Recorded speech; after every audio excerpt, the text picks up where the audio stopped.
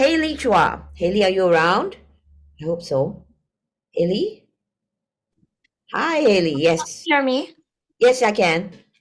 Okay, so I will begin reading my excerpt now. Oh, just in time, Athens said as he pushed the door open, but stopped short after a second. One could easily tell from just the expression on his face that it was taking all of his willpower to restrain himself from pouncing on me and kicking me out of the academia. Daphne, he grumbled, what are you doing here? It is 15 minutes past your curfew. Anyway, I am working on something important. So important, I'm trying to steal it, I thought. Out loud, I replied, adding a slight quiver to my voice. Well, Professor, I have some questions for you about today's lesson. I got lost and I wasn't able to ask you about certain apparatuses in the laboratory. Behind my back, I let the paper cranes go, willing them to move silently with a chant in my mind. Thankfully, they obeyed, slipping away from my hands airborne while darting away from Athens' line of sight. A frown creased the professor's brows.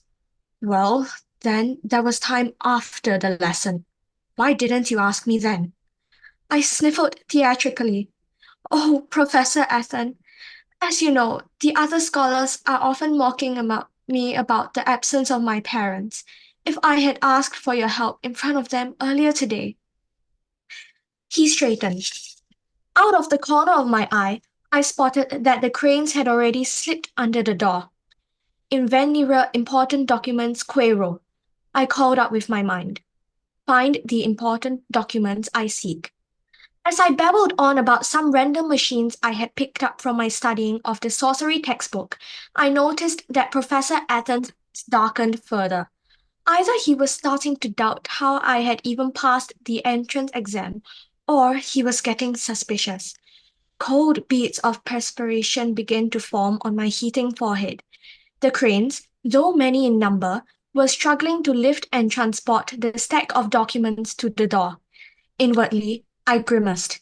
Perhaps I had lost my inner logical scientist and gotten too carried away with tiny, fake animated birds made out of dead wood. Sidious, faster! I urged silently. Trying to follow my order, the cranes flapped their wings faster and dragged the documents to the door, setting them down with a soft thump. Professor Athan frowned slightly. The cranes then proceeded to attempt to push them under the crack of the door with alarmingly loud flip noises. Nervousness creeping into my voice, I kept my gaze trained on Athens, begging him silently to do anything but turn around. He turned around, just as the last of the documents slipped under the door. He stuttered, "What?" Swiveling around, he stared at me accusingly, his clear-cut eyes filled with anger and a tinge of fear. I backed away from him slowly. "Daphne," he said. A tightness grew in my chest, and a searing pain bolted through my temples. He knew, and I had failed, and Athen was much, much more livid than I thought he would be. What exactly was in the documents?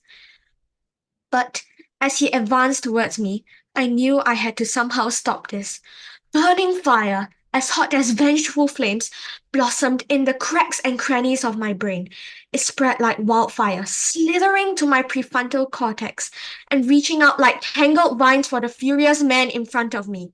I watched wide-eyed and still in pain as Athen cried out in shock, slumping to the ground. He clawed at his head like a wild beast, scratching as if to yank something out. Then, at once, he was still. Thank you for listening to my excerpt. Thank you, Haley. Thank you. Yes,